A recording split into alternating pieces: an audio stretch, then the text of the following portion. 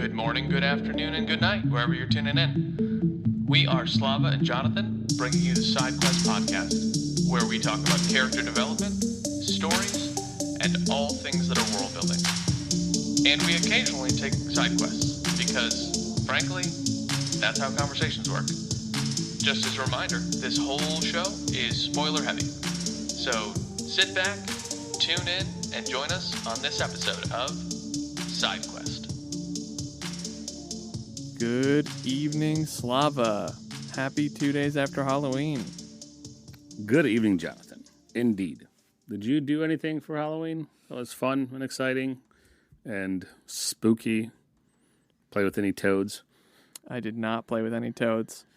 I didn't cast any spells, and I didn't go trick-or-treating. So, yeah, I lead a pretty boring life. How about you? Did you do anything for Halloween? Any nice restaurants or fun recipes? No. Sadly, I had to sit at home and make sure nobody rang the doorbell and spook my dogs. How do you make sure that they don't ring your doorbell? I put a sign up and I disabled the doorbell. Oh. I should rephrase that. I make sure nobody knocks at my door and spooks my rescue dogs. But, no. I thought about putting caution tape up this year, but didn't actually end up doing it. Just to, get people off my porch. Yeah. The last couple of times, we locked up the puppy, the one, when we only had one, and then went outside and sat with a bucket of candy and gave him out as kids came by. But then when we got the second dog, also a rescue, also has anxiety, it's just easier to put up a sign. And when you put up a picture of two cute dogs and say they're really scared, nobody's going to ring your doorbell or knock. It's worked pretty good the last few Halloweens. Fair enough. 2 Halloweens, to be specific. Fair enough. I don't have a dog, so I'll take your word for it. Yeah. But on that note, because we are talking about Halloween, I had one more spooky question for you to finish off the festivities. All right. Would you rather know the date of your death or the cause of your death? Cause. Why? I feel like if I knew the date, it wouldn't change anything. It would just create, I don't want to say anxiety, because I'm not afraid of dying, but it would just create, what's like 3 levels below anxiety? Unease? I'd create a little bit of unease. It would probably lead to disappointment, because I know, just like every other human being on this earth, I wouldn't accomplish everything I wanted to accomplish by the said date. And it would probably just cause unnecessary unease. That's a good word. I guess so. I'd rather know the date. Really? Why is that? I got a lot of stuff to do. Then at least I can pare the list down and go, you know what? I don't have time for these extra things. It's tomorrow. Yeah, I should be so lucky. Don't threaten me with a good time. No, sorry, go ahead. No, that's it. I just have a lot of things to do, and it'll give you a better perspective on, like, look, you've got 17 years left. Okay, good. What are you going to do with those 17 years? Oof. Good question. Good question. Well, I'm definitely going to run up some bills near the end, because, Yeah. Might as well. If you're single. Oh, no, I'll run the bills up. I'll probably get divorced first and then run the bills up. Like, there's a strategy to this. If you know when you're dying, man, you can play the game a little bit differently. Yeah, like go on a purge the yeah. night before, go like on a purge murder spree or something. Sure, something like that. Okay.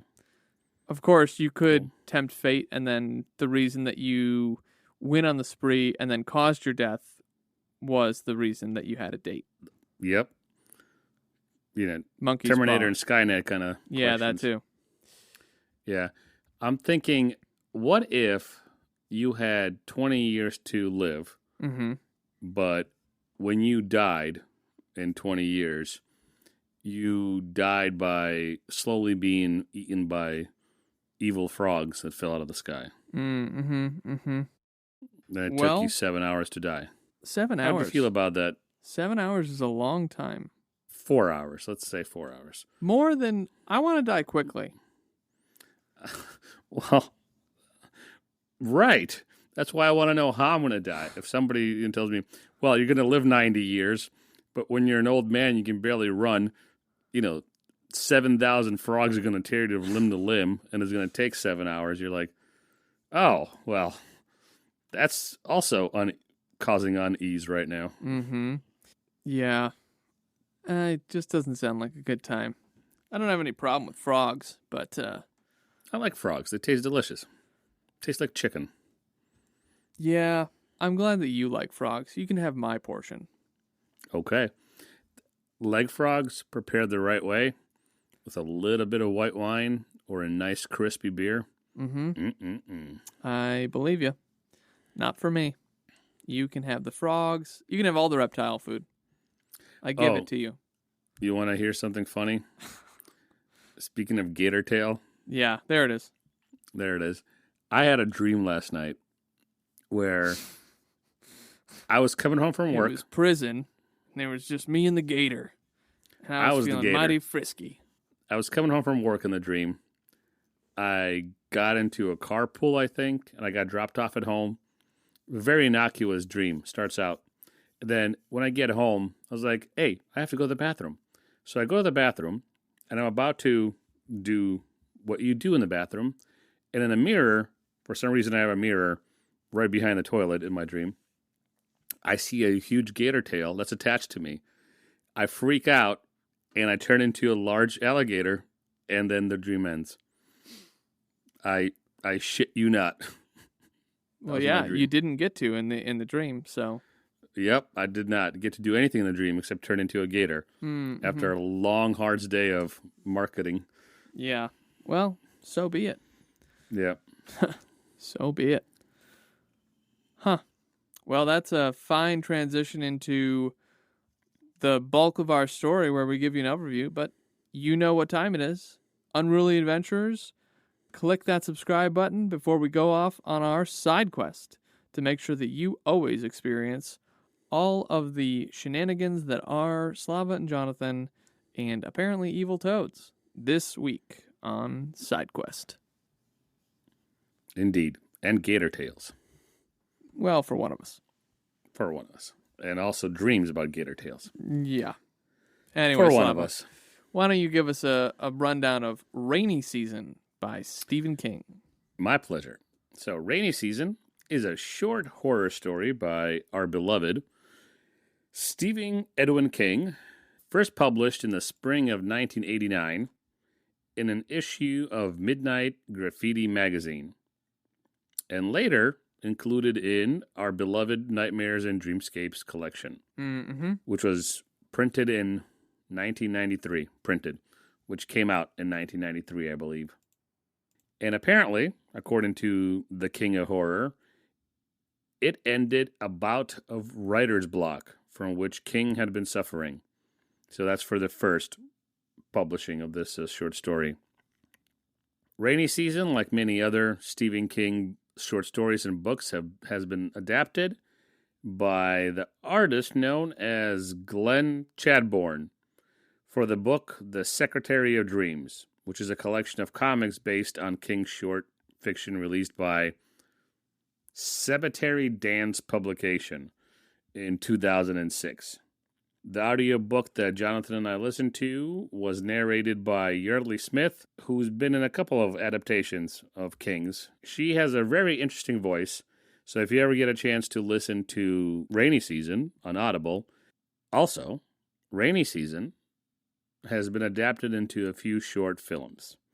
One made in 2017, and I think something in 2019 happened by Fritz Karl and Wolfgang Hupst.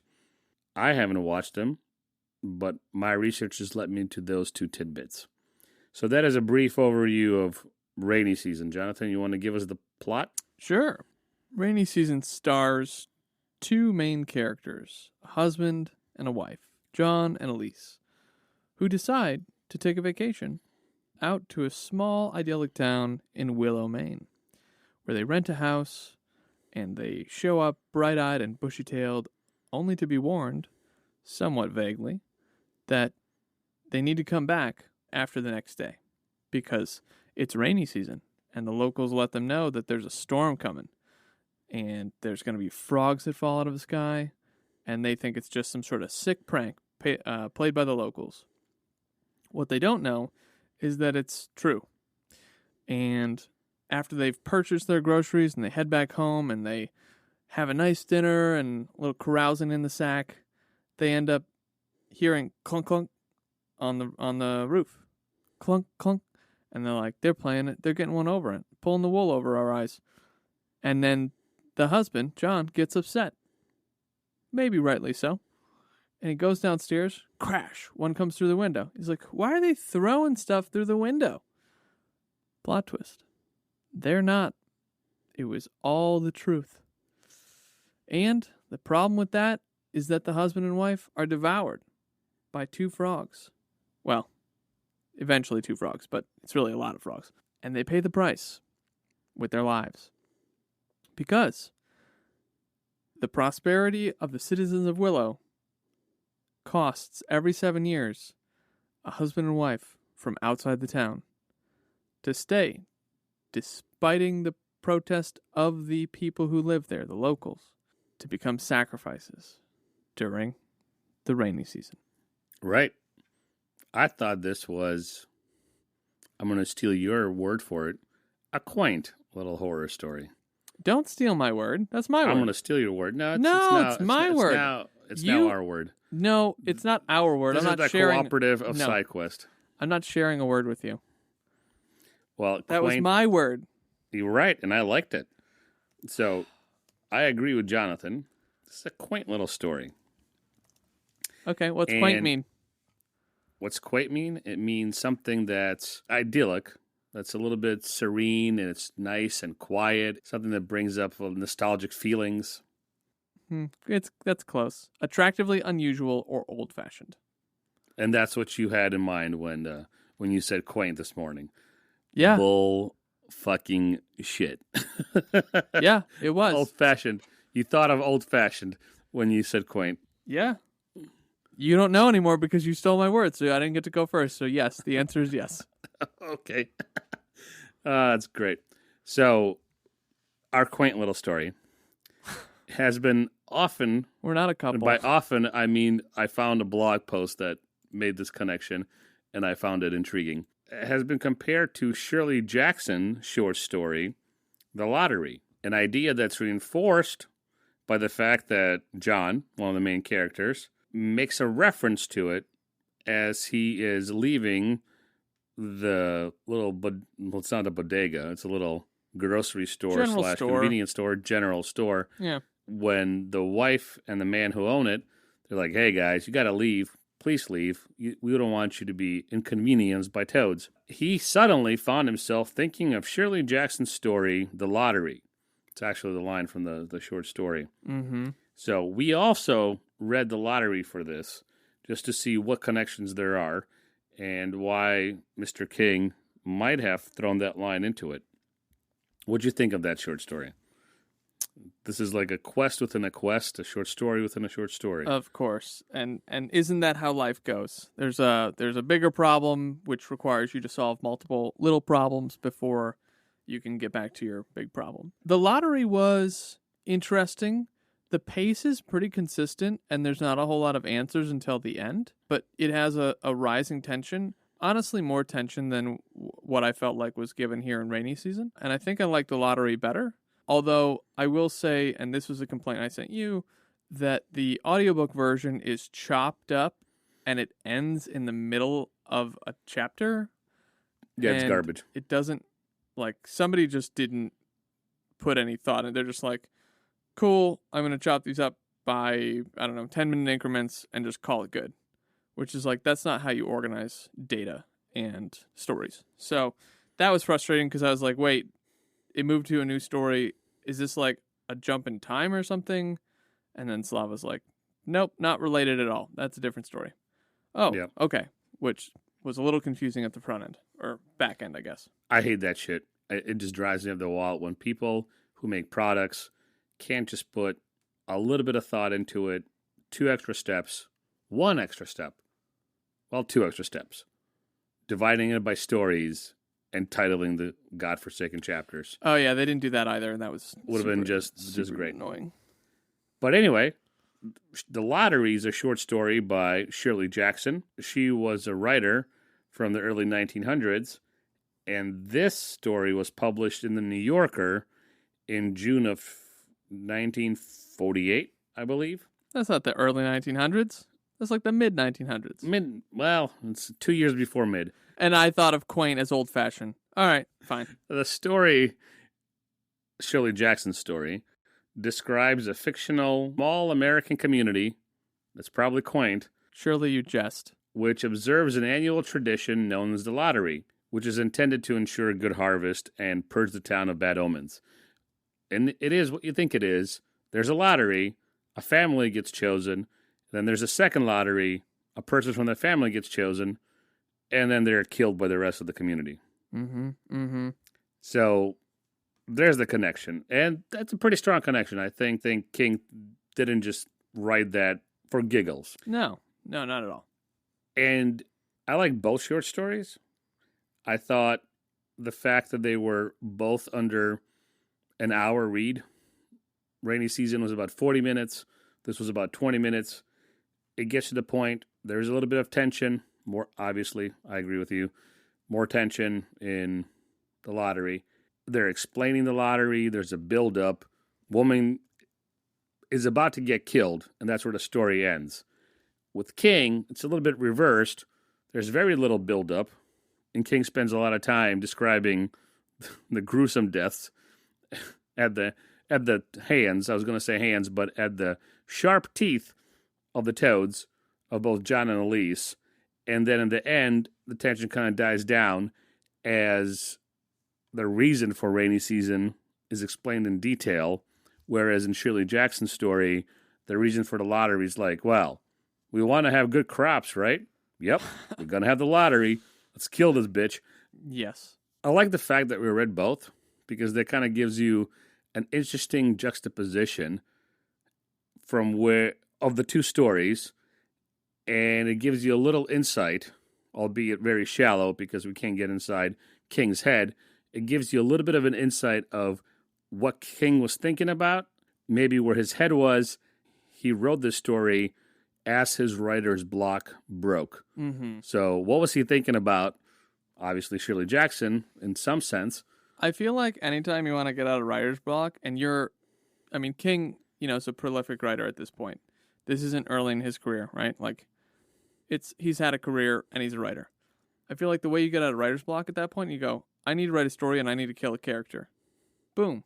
Right? Like, and then it's like, well, how would I kill him? And now you're in it.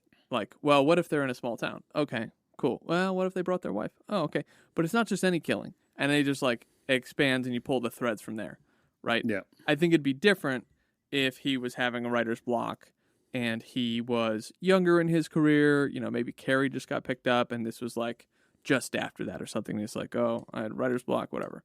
But I think because it was kind of mid-career, it's like, if you ask someone, I want you to tell me a story about death in a small town. Great. Boom. Setting, action. Boom. Go. Writer's block. Solved. Cured. Come to me for all your cures for writer's block. I will give you quaint answers. Quaint indeed. Let's jump into our story. Let's leave Middle America and Shirley Jackson's lottery behind, which, side quest, people were so upset by this story in 1948, which is apparently mid-19th century,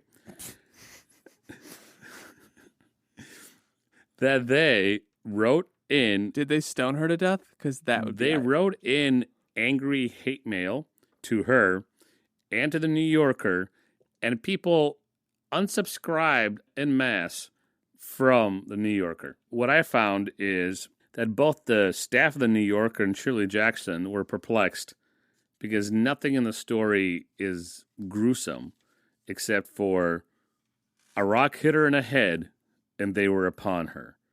Those are the most gruesome words that are uttered in the whole 20 minutes of this short story. Well, right? good for It's her. Probably 3 pages of a magazine, and people went apoplectic about it. But anyway, it doesn't matter.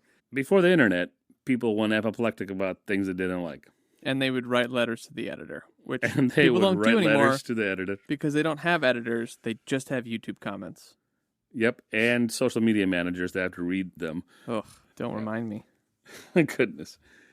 So, let's get into the story. Tell me what you think about this, because this drove me insane. The first time I read it, the 5th time I read it, and this time I read it.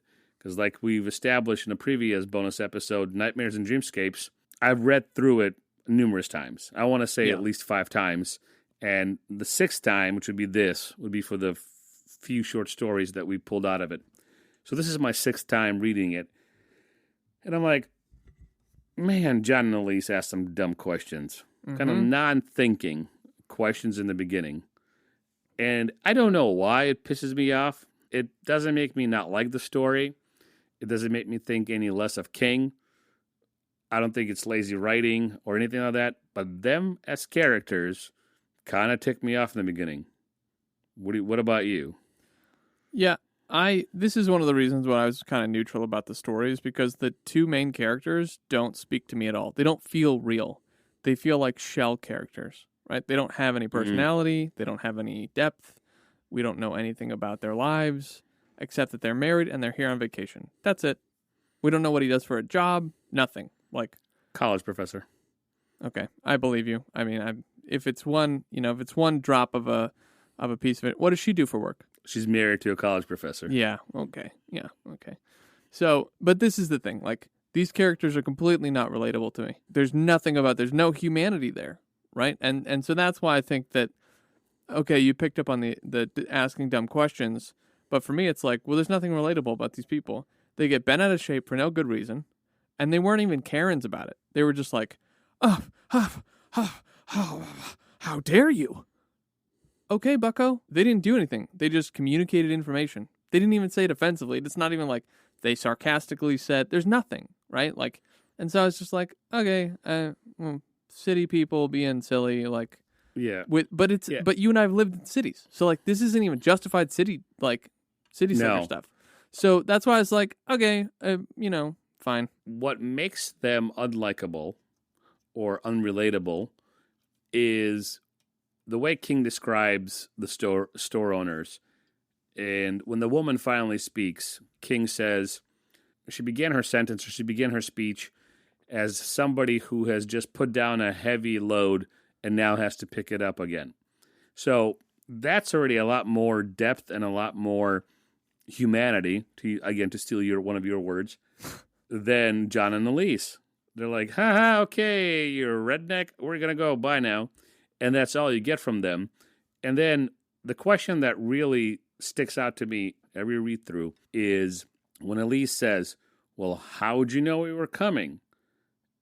And to me, I'm like, can you just put on a little mini amateur Sherlock Holmes hat and realize this town is a town of probably 100 people? You kind of know, even if it's tangential and maybe in the back of your mind or whatever the word is for it, that you have a friend of a cousin that lives here, and you are the outsiders that are renting the home that's the renting home.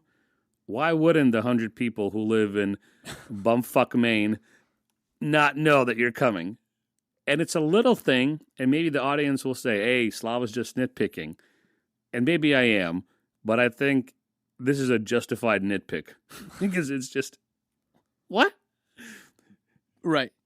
And the way they're scared off by just 2 old folks playing a joke, fine, I'll grant it to you. This is a silly, stupid joke.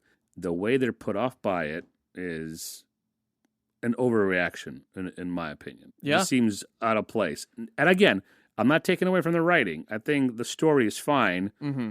Characters, as far as what King put on paper is fine. But I'm jumping into the story, and within the world of the story, I'm like, you guys are being dickheads. It sounds like my complaint that I had about The Mist with the neighbor, where it's just this is not a normal, like, you didn't tell me that he got one over on you before, or he regularly plays pranks on you, or he knows you're coming up from the city, so he like flattens your tire. Like nothing, just nothing.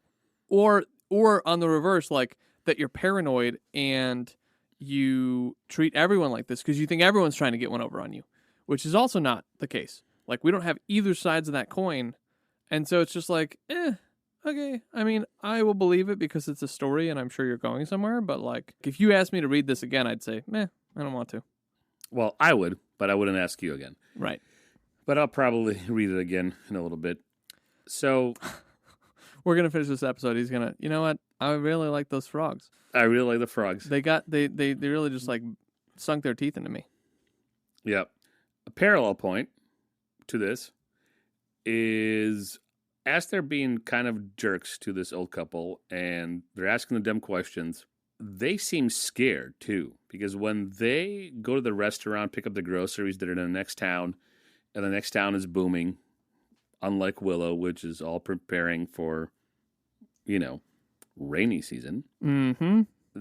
She, Elise, expresses a lot of fear. And I was like, if these people are just crazy hicks who are playing a prank, why do you care? Why do you care? These are not like some kind of crazy mountain people. There's no setup in the world of the story, right? There's no setup for something like Cabin in the Woods or Texas Chainsaw Massacre, where it's off to the point where in no reality is this supposed to feel good. The heebie-jeebies you feel are warranted because it's not a kooky old couple telling you about frog rain. It's some one-eyed hunchback monster who's leering at you and telling you something out of, La La Land. Mm-hmm. So why are you scared? They're just a stupid old couple that played a prank on the city folks. You shouldn't be scared at all. I just want to point out that you're the one complaining about the world building now. It's a short story, and I don't disagree with you, but you brought it up. Okay. You brought up the world building. Okay? So, yes, there are some issues with the world building. But here's the thing. In the context that you gave us earlier, King's trying to get out of a writing block. Mm-hmm. So, if this gets him out of a writing block, then it does its job, regardless of our opinions. It's not his best work. Okay, absolutely. Great. And listen, and I'm the guy that said I've read it 6 times and I'll read it true. again. Yeah. So I still enjoy the story. Right. I'm just complaining about 2 things, I guess. They're valid complaints about the world. One as a reader outside of the world, and even then going into the world and going, okay, in the world that King created in the short story, they're still acting like dumbasses, in my opinion. So, right. Well, one good thing, before we move on, one good thing is I know Mainers. I know one Mainer, and I met his parents, so I know 3 Mainers. The old couple, the way they talk, King is from Maine, but the narrator really does the accents well. Mm. Sure, small town Maine, old guy, older woman, yeah. Yardley Smith. She does a good job. So there you go. That's one good thing about. Well, there's more than one good thing, but we just nitpicked on a bunch of stuff. So I felt like I should end on a positive note before we go on to our next thing. Yeah. Okay. So in rainy season, you got the couple, and they dismiss the warnings from the locals as a prank. What do you think that their skepticism says? Like, let's try and expand here and give King benefit of the doubt, right? What do you think their skepticism says about human nature and tendency to downplay warnings people give us? Oh, we are skeptical by nature. I think human beings are walking contradictions. And I know we talk about worldviews and things we take for granted. In a previous episode, I think in The Mist, it would be The Mist at this point, we talked about how people are sometimes very arbitrary in what they believe, right? Human beings are walking contradictions. And if you don't learn how to think, it's something covered in the previous episode too, you're going to be this walking contradiction. So you'll take stuff for granted without any warrant to believe these things. You'll just say it as it's a brute fact, which doesn't exist. And at the same time, when faced with something that you think is preposterous, again, based on your presuppositions, you will dismiss it outright with the same ferocity, as you would claim something that you believe is true without the same amount of evidence. Does that make sense? Yeah, I think so. My problem here is that, and it gets back to like the characters not feeling real, because I went on some road trips with some of our New York friends, and there's no generic skepticism from local hicks, right? Like, oh, okay, you tell me blah, blah, blah. Great, fine, whatever. Okay, I believe you. You know, the type of person that this story captures is a type of person that I don't spend any time with. Like, I wouldn't spend time with people like this. And in fact, like, people that I meet that I like might be friends with, if they act like this, I'll go, whoa, hey, what are you doing? It's unnecessary. And I'll call them out on it. And then if they don't change, then I go, you know what? We're not meant to be friends, because I don't hang out with people like that. So I think that there's just, like, that's part of my aversion here, too, of just, like, I don't stick around that type of human nature, you know? Regardless of the danger part, just the human nature part. All right. That's a fair point. And I think it segues well into the next question that I have. How do you see the characters justify their town's tradition? And what do you think that says about people's attachment to traditions and maybe fear that's also kind of encompassed in all of this? All right, it's an interesting question. So just to clarify, you're talking about the farmer and his wife and the townspeople we never meet? Yes. Okay. All right, because you said characters, and there's just a bunch of other characters. And by bunch, I mean frogs and then 2 people. The other 2 people. Yeah. The one's not. What about the dog? Frogs. The dog that farts? The dog that farts continues to fart. Okay, all right. So how do I think the characters justify their thoughts on the town's dark ritual to make them prosperous at the... How'd you word it again? How do you view the justification that the farmer and his wife apparently give for their town's dark ritual? I don't think that they really justify it well. I think that they are just like, well, we tried, shoulder shrug, and then move on. And that's kind of all that we get. Unlike the lottery, which I know you didn't ask about, but the lottery at least has like the people involved that will receive the prosperity from it in their crops. They're the main characters. And so I think that based on the fact that the 2 people who are sacrificed are removed from the prosperity part of it, it becomes more of a background item than the main point, because we're following the people who die. So it really removes our perspective of like, okay, we caught it. It takes a little bit of analysis to go back and go, oh, that's why they died. There's prosperity if they get a husband and wife killed by the frogs, who then wash away into poison. And so I think it really loses its kapow, because we only see them for the first part of the story, and then they just like disappear into the background. That's fair. How does this story compare to the other Stephen King stories you read so far? Are there any recurring motives or themes in his short stories? Because you read about 5 or 6 now. Mm-hmm. Death is pretty prevalent in most of them, for better or worse. I'd say there's an element of confusion in a lot of them as well, at least at minimum from one character usually, but oftentimes a few of them. I think that we also get dropped into very different worlds every time, and it's a matter of like, how quickly can we as the reader pick up on what's going on in the world. So those are some of the motifs and themes that I've noticed so far with King. Each short story is very different because you get dropped into a slice of life of character X or couple whatever, and you kind of have to do some analysis, as you said, to figure out what's going on. Yeah. Like there's a story that I read recently out of the same collection. It's called The Finger, and it's a couple in New York. The husband goes insane because there's a finger in the drain, and the finger gets elongated to the point of absurdity as it comes out of the drain and drives him insane. And he tries to do Drano, he tries to do hedge clippers, all sorts of things to kill this finger, and the sentient, demonic finger ends up driving him mad. Completely different world, it's New York. It's a couple in an apartment. It's not Maine. But the themes are the same. It's death. It's confusion.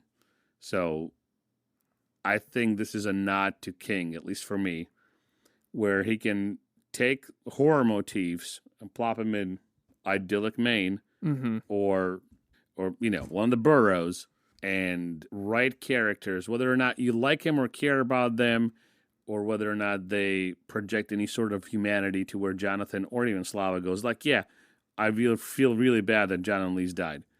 Or we got something from them that's captivating as characters.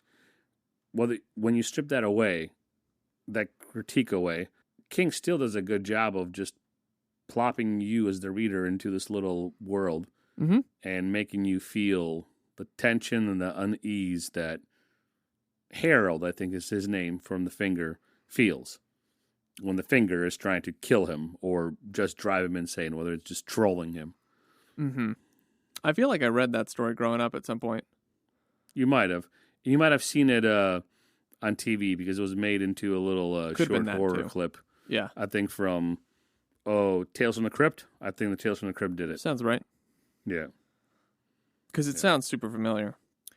But yeah, as we're getting to the end here, why don't you tell me some of your likes and dislikes? Well, I'm stealing your word again. I like the quaint part of it, right? It's this little nostalgic thing where you're kind of reading it and like, yeah, I've been on a road trip. I've met weird little hick people. And they said some weird little things because I'm a city slicker and I think they're weird, but it kind of takes you into this little world that is outside your own, right? But you've kind of been there. Or maybe it was a long time ago. So I like that about it. It's quick, it's dirty. It gets to the point, just like the lottery. Here's what's happening. Here's a setup. She gets stoned. Same thing here. They come to town. Frogs might come. Screw you, old hicks. We died because frogs ate us. I like that about it because it's fast-paced. What I didn't like is the beginning with the dumb questions. And it's just, again, sixth time reading it, sixth time going, you're really asking those questions, Elise? What's going on here? What about you? I think it's a very outside-the-box story. It's an oddity. So those two things are kind of nice.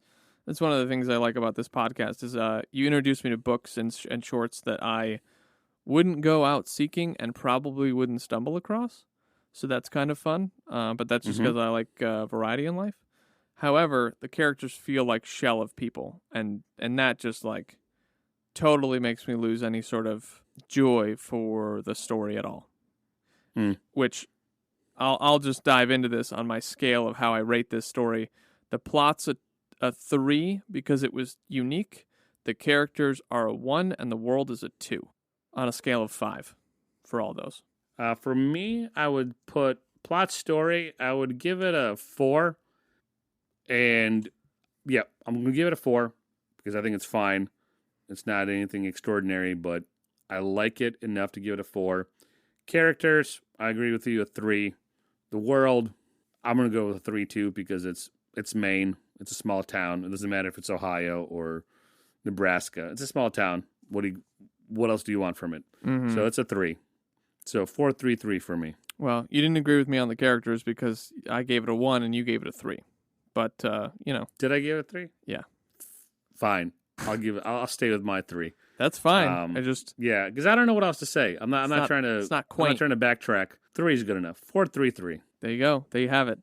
Those are the scales. Those are the ratings. How about you guys? What's your favorite Stephen King short, or what's your favorite short story in general? Because there's one that I remember from like 10th grade that I don't know the name of and can't find. So if you can help me find this, it's a story where the character is a house after like a nuclear fallout, and the house is like an automatic smart house, and it just like keeps doing all of its routines.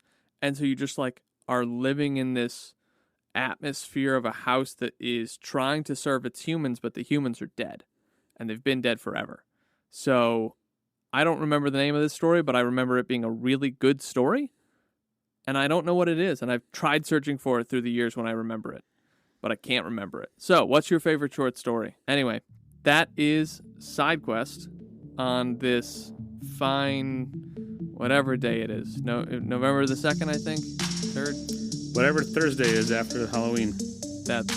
Great. Perfect. So, thank you for tuning in. Just remember, hit that subscribe button so you never miss Side Quest.